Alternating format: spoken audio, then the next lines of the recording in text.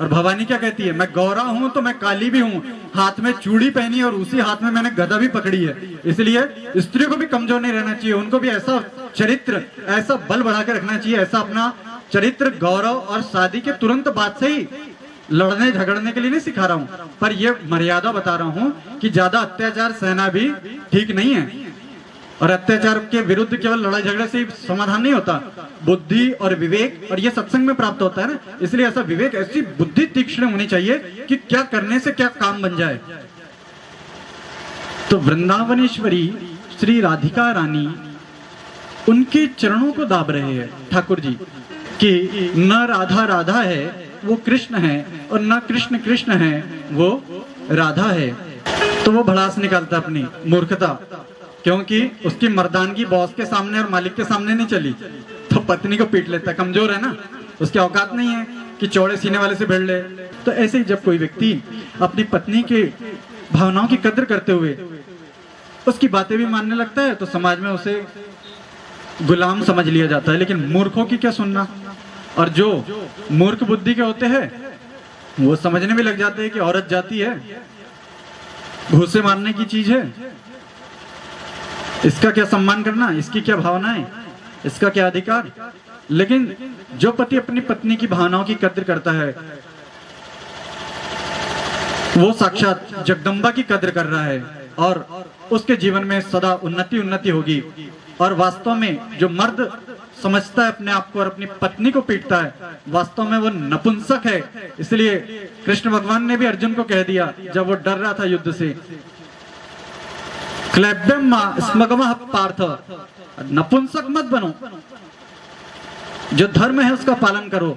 और धर्म यही कहता है जब विवाह संस्कार होता है, जब परिणय बंधन में जो वर और वधु बंधते हैं तो दोनों के समान अधिकार होते हैं, दोनों के समान कर्तव्य होते हैं, दोनों को संकल्प लेते समय बतलाया जाता है कि दोनों को एक दूसरे की भावनाओं की कद्र करते हुए चलना है। और अब आप दो नहीं हुए, आप दोनों अब एक हो गए हैं। इसलिए पत्नी यदि अपनी पत्नी की फिक्र करता है, कद्र करता है उसकी भावनाओं की, तो वो किसी दूसरे की कद्र नहीं कर रहा, वास्तव में अपना खुद का मान माँ भगवती, जगदम्बा और श्री राधिका रानी के चरणों में अपना मान बढ़ा रहा है। और ऐसे ही यदि पत्नी भी अपने पति का आदर करती है तो वो श्री हरि नारायण की सेवा जिस तरह से लक्ष्मी माता करती है, इसी तरह से वो भी अपने पति का मान बढ़ा रही है।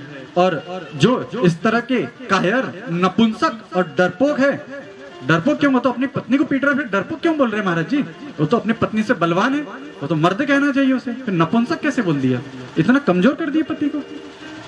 क्योंकि जो अपनी पत्नी को पीटता है, घर में क्लेश करता है, वास्तव में उसके यहाँ से लक्ष्मी चली जाती है, उसके यहाँ से सरस्वती चली जाती है, उसके यहाँ से काली अर्थात माँ गौरा वो भी चली जाती है, लक्ष्मी भी चली जाती है, अर्थात उसके यहाँ धन नहीं आएगा, आएगा और टिकेगा नहीं, और टिक गया तो वो तब जाएगा जब उसे जरूरत थी, तब जाएगा जब वो हॉस्पिटल में रहेगा, बीमारी में लाखों रुपए खर्च कर दिए करोड़पति ने, लेकिन उससे हुआ क्या, आखिर में मौत। क्योंकि जिस भी बीमारी में 10 लाख से ज्यादा 20 लाख 15 लाख खर्च हुआ, आदमी बचता नहीं है। अच्छा होता वो पहले चला जाता था, इतना पैसा भी खर्च ना होता, और 1 महीने पहले ही अगर मर जाता तो 1 महीने वो तड़पता भी नहीं। इसलिए अमीर आदमी तड़पता हुआ मरता है जब वो अधर्म पूर्वक धनार्जन करता है, अपने घर में क्लेश पैदा करता है, अपनी पत्नी को पीटता या परेशान करता है। तो एक देवी चली गई उसके यहाँ से, लक्ष्मी माता, और आ भी गई तो विनाश के रूप में आएंगी, बच्चों की बुद्धि भ्रष्ट कर देगी या बीमारी बन करके आ जाएगी। ऐसे ही सरस्वती माता भी घर से अपना बैग उठा करके चलने लगती है, और सरस्वती चली गई तो बच्चा पढ़ाई में तो बहुत तेज रहेगा, लेकिन वो समाज के प्रेशर के कारण माता पिता को बताएगा नहीं, और कॉलेज में किसी लड़की के साथ भाग जाएगा, पता भी नहीं चला माँ बाप को। तो इस सरस्वती माता जब बुद्धि में से निकल गई और उसका पढ़ा लिखा का ज्ञान उसको इस काम में आएगा कि कैसे यूट्यूब पर सर्च किया जाए कि लव मैरिज करने के लिए किस किस की गवाही लगती है, किस किस के सिग्नेचर लगते हैं। वो ज्ञान उसका कहाँ काम आएगा, भागने में काम आएगा, माँ बाप को छोड़ने में काम आएगा। उसकी बुद्धि यहाँ काम नहीं करेगी, वो पहले तो ईमानदारी से कमाई करेगा, फिर धन का धीरे धीरे उसे लालच सताएगा, फिर वो भ्रष्टाचार करने लगेगा, और छोटा सा भ्रष्टाचार करने के बाद उसको वो भ्रष्टाचार लालच दे देगा और उसमें पलता बढ़ता चला जाएगा, उसका समाज में बड़ा नाम हो जाएगा। कब? जब सरस्वती चली गई तब नाम हो रहा उसका। कई बार देखते नहीं, अरे यार ये तो ऐसा गलत काम कर रहा है, इसका नाम होते जा रहा है। तो गलत काम करने के बाद उसका नाम होते जाएगा, और नाम होगा, और पैसा आएगा, और नाम होगा, और पैसा आएगा। अब लाखों लोग जानने लगे, अब उसकी बदनामी हो जाएगी। पहले बदनामी होती तो गांव और मोहल्ले में होती, आज उसे लाखों लोग जानते हैं तो दुनिया भर में उसके पुतले जलाए जा रहे हैं, दुनिया भर में उसकी बदनामी होगी। इसलिए जब लक्ष्मी चली गई तो हो सकता है धन बढ़ रहा हो, लेकिन एक दिन विनाश बन करके वो धन उसको खा जाएगा। जिस दिन सरस्वती चली गई तो इसका मतलब ये हो सकता है कि उसका दिमाग बड़ा तेज हो, लेकिन वो दुष्टता में प्रयोग होगा और एक दिन वो भी नाश की ओर ले जाएगा। और जिस दिन गौरा, अर्थात कल बताया जो गौरा है वही काली भी है, तो जिस दिन गौरा और काली चली गई, क्योंकि गौरा जब चली जाती है तो वही तो काली बनती है। गौर वर्ण है उसका, सुंदर स्वरूप है, सब लोग आकर्षित होते हैं। और जब उसे समझता है कि ये मंचला मेरे तरफ बढ़ा आ रहा है, फिर वही रुद्राणी और वही काली बन जाती है, अलग तो कोई है नहीं। तो जब गौरा चली गई तो काली वहां आ गई, और काली जब आती है, काल से बना है काली, और काल अर्थात समय। अब काल में भूत भी हो सकता है, भविष्य भी हो सकता है, वर्तमान भी हो सकता है। तो काली जो समय सबके जीवन में आता है वो समय कौन सा है? किसी किसी की शादी होती है, किसी की नहीं भी होती, पहले निपट जाता। किसी की शादी हो जाती है पर बच्चे नहीं होते। हर कोई कलेक्टर नहीं बनता, हर कोई सरपंच, हर कोई वकील सचिव नहीं बनता, हर किसी के यहाँ लड़की नहीं होती, हर किसी के यहाँ लड़का नहीं होता। लेकिन ऐसी कौन सी चीज है जो हर इंसान के यहाँ होती है और हर इंसान के साथ होती है? मौत। वही है काल, महाकाल, महाकाली। तो जब गौरा चली गई तो फिर बीमारी आएगी इसके घर में। पत्नी को पीट रहा है ना, तो बताया 3 देवियां चली जाती।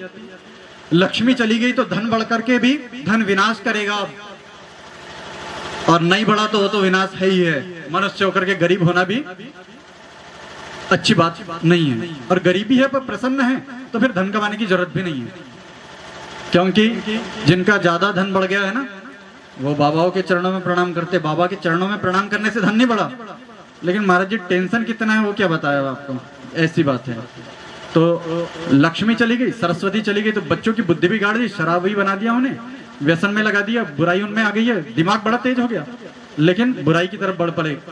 और जब गौरा चली गई तो वही चंडी या कालिका बन करके आ गई, तो मौत और रोग और अकाल मृत्यु और भयंकर संकट बन करके आ जाती है। तो अपनी पत्नी को आज इस कथा से सीख ले लीजिए, जो पीटता है वो ध्यान रखे, थोड़ा धैर्य पूर्वक सोचिए। यदि उसकी बच्ची का भी जब विवाह हो और उसका दामाद अर्थात बच्ची का पति उसे पीटे, टॉर्चर करे, सिगरेट पिए और जला करके उसकी जांग में टच करे, जला करके उसके हाथों को टच करे, शराब पी करके आए और घर में कोलाहल हल्ला करे, शोरगुल करे, तो आपकी बच्ची की क्या दुर्दशा होगी। तो आपकी पत्नी भी किसी की बच्ची है, और ये स्त्रियों के लिए भी बात है। यदि वे भी किसी दुराचार से परेशान हैं, ये पति की आदत से भी परेशान है, तो जब जान ही लिया कि ये छोड़ नहीं रहा है, तो फिर क्यों व्यर्थ में प्रयास करना, क्यों माथा फोड़ना पति के लिए। भगवती की शरण में चलो, वो चाहे तो इसकी पल में बुद्धि सुधार देगी। कैसे सुधारेगी? तो सत्संग में आने पर, क्योंकि बुद्धि सभी के पास है, जानते सब है। पाउच पर ही लिखा है कि ये खाना नहीं है, ये पीना नहीं है, इसमें जहर मिला हुआ है, स्वास्थ्य के लिए हानिकारक है, जानते सभी है, लेकिन विवेक बुद्धि नहीं है। बिना सत्संग विवेक न हो। सत्संग के बिना विवेक थोड़ी होगा। सत्संग में आएंगे नहीं तो पता नहीं लगेगा कि मैं क्या कर रहा हूँ, और वो जान भी नहीं पाएगा। उसको लग रहा है धन बढ़ रहा है, उसको लग रहा है मेरा बच्चा पढ़ाई अच्छी कर रहा है, उसको लग रहा है मैं आज स्वस्थ हूँ, लेकिन वो जान नहीं रहा है स्वस्थ होने के पीछे भी काल छिपा हुआ है, कब निपट जाएगा कोई भरोसा नहीं है। उस जानता नहीं है धन बढ़ रहा है, लेकिन बच्चा इस तरह से बड़ी वाली कार खरीदेगा फॉर्च्यूनर में, और ऐसा ठुकाएगा कि सोच भी नहीं सकते। और ये भी कल्पना नहीं की जा सकती कि लक्ष्मी हमारे घर से जा रही है, सरस्वती भी जा रही है और गौरा भी जा रही है, और लोगों को लगता है कि भगवान की बड़ी दया है, भ्रष्टाचार कर करके इसके घर सब कुछ अच्छा हो रहा है। तो आप घर में क्लेश को छोड़ करके अपने पति का भी बार बार आप विरोध करोगे तो वो जब सुधरने वाला है नहीं तो बोलने से कोई मतलब नहीं है। उसे चालाकी से, आपको इतनी साल चालाकी तो आती है कि कैसे कैसे काम बना लेना, इसको क्या बोलने से ये क्या सुनता है। ऐसे ही आप बुद्धिमत्तापूर्ण विवेकपूर्ण अपनी दृष्टि को रखते हुए किसी भी बहाने से देवी के यहाँ उसे कथा पंडाल में लेकर के आइए। स्त्रियों की संख्या ज्यादा है, पुरुषों की थोड़ी कम है, और जो पुरुष अपनी पत्नी अर्धांगिनी को लेकर ना आए वो अर्धांगिनियों को भी लेकर के आए। जो अर्धांगिनी अपने पुरुष को लेकर नहीं आई, पति को लेकर नहीं आई, वो अपने पतियों के साथ आए। बच्चों का भविष्य उज्जवल तो हर कोई चाहता है, तो बच्चों को क्यों ना लाए कथा में। कथा में आने से बच्चों को कथा यदि समझ न भी आए तो भी बच्चों को पुण्य तो प्राप्त होता ही है, और पुण्य न जाने कब कौन से संकट से बचा ले। और आपको पता है, देखिए जिन घरों में पति पत्नी को पीटते नहीं है, लड़ाई झगड़े नहीं होते ना, उन घरों को इस बात का एहसास नहीं होता कि जिन घरों में पिटाई हो रही है वहां क्या दुर्दशा होती है। इसलिए जिनके घर में पिटाई नहीं होती वो लोगों को ये कथा थोड़ी नीरस लग सकती है, लेकिन जिनके घर में पत्नियों की पिटाई चल रही है वो जानते हैं कि भैया महाराज जी आप बहुत कड़ाके की और मजबूत बात बोल रहे हो। और पत्नी पिट भी जाती है सिंदूर की खातिर, बच्चों की खातिर, नहीं तो उसके पास रॉड नहीं है कि घर में सब बल, बच्चों के खातिर सहन करना पड़ता है। पति पीटता क्यों है पत्नी को पता है आपको? बड़ा मनोविज्ञान है इसके पीछे। बेचारा दिन भर काम करता है, खेतों में काम करता है, जॉब करता है, बिजनेस करता है, ये कहीं ना कहीं काम तो करता ही है। मालिक भी है तो भी, मालिक भी कोई एक नौकर ही होता है। सबसे बड़ा नौकर कौन होता है? मालिक ही तो नौकर होता है। सबसे ज्यादा काम उसी को करना पड़ता है। आराम भी करेंगे घर में तो फोन लगाना पड़ता है, उसको नींद नहीं आती है, नींद की गोली लेकर के सोना पड़ता है। सबसे बड़ा नौकर तो यही हुआ, गुलाम है ना। नौकरों का गुलाम कौन होता है? मालिक। नौकरों के पीछे लगे रहो। तो पति पीटता इसलिए है कि नौकरी, बिजनेस, खेती, मालिक की सुनना, दिन भर की डांट, मजदूरी। मालिक को तो पीट नहीं सकता, गुस्सा आया पर सहन कर लिए, जान दो। बॉस को तो मार नहीं सकता, बोल नहीं सकता, कुछ नौकरी से निकाल देंगे, झेल लो। खेत को तो पीट सकता नहीं, हाथ को ही पड़ेंगे। छोटे बच्चों को कैसे मारते? बच्चा जमीन पे गिर गया तो जमीन को ही पीट दिया, अच्छा इसने मारा ना, देखो ले इसको भी मार दिया, अब खड़े हो जाए, चलो बच्चा भी खुश हो जाता, पीट दिया। अब उसको तो मार नहीं सकते। अब घर पे आता गुस्से गुस्से में, अंदर चिड़चिड़ापन रहता है। बॉस ने तो कुछ बोला नहीं, मालिक नहीं अभी काम कर रहा हूँ, बस अभी ऐसा कर दूंगा, बस यहाँ से ऐसा कर दूंगा, बस अब भी हो रहा, मैं रख रहा, अभी ऐसा कर रहा हूँ, ऐसा कर रहा हूँ, हाँ 10 मिनट में कंप्लीट करके देता हूँ, मेरा नेट नहीं चल रहा था इसलिए कर नहीं पाया, बस अब थोड़ी देर में हो जाएगा, मैं ऐसा करूंगा वैसा करूंगा। उसको तो जवाब दे नहीं सकता, उससे तो डरता है, उसके सामने तो इसकी औकात नहीं है। घर पे आता है, मालूम है कि चुपचाप सुन लेगी, मार खा लेगी, इसलिए आकर के भड़ास वो पत्नी पे निकालता है, क्योंकि ये प्रत्युत्तर नहीं देने वाली है, जवाब नहीं देने वाली है, पीटने वाली नहीं है, और कुछ बोलेंगे भी तो मुंह से बोल लेगी। पर कई पत्नियां पीटने के बाद भी पतियों को ज्यादा जवाब देती है। वैसे तो इतना विवेक होने के बाद ही विवाह करना चाहिए कि कैसे बातों को हैंडल किया जाए। बहुत बड़ी कला होती है, आसान नहीं होता है। आप भी बोल रहे होंगे महाराज जी क्या बता रहे हैं आप पर संसार को देखा है ना, ऐसे बाबा जी थोड़ी हो गए। तो वो भड़ास निकालता अपनी मूर्खता, क्योंकि उसकी मर्दानगी बॉस के सामने और मालिक के सामने नहीं चली, तो पत्नी को पीट लेता। कमजोर है ना, उसकी औकात नहीं है कि चौड़े सीने वाले से भिड़ ले। इसलिए जो अपने चरित्र में अपने ढीलापन ला लिया जिसने, पति खराब है वो पीटता है, अपन भी गाली देने लग गए तो फिर क्या मतलब अपना भी। अब ड्राइवर ही करता है, गाड़ी चलाता है, गाली गलौज हो जाती है, किसी ने नजदीक से निकाली तो 1-2 गाली देकर के उसको साइड हो लेता, फिर क्योंकि पीट नहीं सकता था, उसकी बॉडी ज्यादा है, उसके साथ 4 लोग बैठे गाड़ी में, मैं अकेला हूँ। अरे यार ये तो बलवान लोग है, साले क्या करेंगे इसको, अभी क्या बोलूँगा, कुछ नहीं, गाली दे की मन में गाली दे दी कि ड्राइवर उसका हेल्पर और साइड वाले को सुनाई आ जाए बस गाली, इनको आती है, उस साइड वाले को भी नहीं आती। वो तो निकल गई उसकी गाड़ी, बड़ी गाड़ी थी फॉर्च्यूनर, अपना छोटा सा चल रहे थे, तो वहां तो बल नहीं दिखा पाया क्योंकि उसका शरीर बड़ा था। अब यहाँ कमजोरी नहीं बैठी है, इसलिए वो इस पे हिंसा करता है, इसलिए मारता है। और भवानी क्या कहती है, मैं गौरा हूं तो मैं काली भी हूं, हाथ में चूड़ी पहनी और उसी हाथ में मैंने गदा भी पकड़ी है। इसलिए स्त्री को भी कमजोर नहीं रहना चाहिए, उनको भी ऐसा चरित्र, ऐसा बल बढ़ा के रखना चाहिए, ऐसा अपना चरित्र गौरव, और शादी के तुरंत बाद से ही लड़ने झगड़ने के लिए नहीं सिखा रहा हूं, पर ये मर्यादा बता रहा हूं कि ज्यादा अत्याचार सहना भी ठीक नहीं है।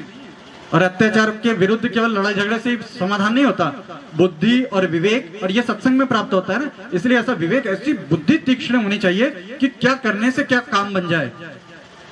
अब मुझे कुछ बातें इनसे करनी है तो जरूरी थोड़ी है कि मैं यहाँ उतर के इनके पास जाऊंगा। इसके लिए एक चीज ये भी है, ऐसा ऐसा कर दिया तो वो खुद मेरे पास आ जाएंगे। तो हर काम पूरा करने से ही नहीं होता, कुछ चीजें सत्संग में लाने से भी होती है। तो अपने पतियों को, अपनी पत्नियों को, अपने बच्चों को, अपने पड़ोसियों को लेकर के आओ और कथा सुनाओ। पड़ोसी जो दुश्मन है वो भी कथा में आएगा तो आपका नुकसान नहीं करेगा, जो मित्र होगा उसकी उन्नति होगी तो आपकी भी मुसीबत में कम आएगा। बच्चे आएंगे उनका पुण्यवर्धन होगा, वो जानेंगे कि कथा में भी जाया जाता है, वो केवल थिएटर तक सीमित नहीं रहेंगे, वो भी जान पाएंगे कि नहीं यहाँ पे जाना चाहिए। और पति वास्तव में यदि अपनी हैसियत वाला होता और दम रखता होता ना, तो जब पत्नी को पार्क में लेकर के जाता है, घूमने के लिए जाता है, एयरपोर्ट पे जाता है या रेलवे स्टेशन जाता है, क्यों प्रसाद भाई, जब जाता है तो लोगों की नजर पड़ती है और वो जानता है कि मेरी पत्नी को गलत नियत से देख रहा, क्या करता पति, अपनी नजरें नीचे करके आगे निकल लेता है, क्योंकि औकात नहीं है। तो कमजोर हर जगह से शोषित होता है और बलवान कमजोर का निरंतर शोषण करता है। इसे तो हमारी भी भक्ति प्रबल होना चाहिए। माँ भगवती की शरण में आओ, आराधना करो। और देख, केवल ये लड़कों का अधिकार थोड़ी है कि जिम जाके बॉडी बनाओ, लड़कियों को भी चाहिए कि प्राणायाम करे, व्यायाम करे, सुबह उठे, योग करे, आसन करे। और ये केवल लड़कों का अधिकार थोड़ी है हर चीजों के लिए। और ये लड़कियों को मैं उच्च श्रृंखल या फिर स्वच्छंद, स्वतंत्र और बेकार नहीं बनाना चाह रहा, मैं उन्हें मर्यादा के साथ शोषण के विरुद्ध होना सिखा रहा हूं कि कहीं आपकी बच्ची, आपकी बेटी के साथ भी अत्याचार न हो जाए और आप भी उस अत्याचार से ग्रसित न रहो। ये कथा हमें सिखलाती है। ये तो एक प्रसंग निकल गया, श्री राधिका रानी की चरण सेवा ठाकुर जी करते हैं। तो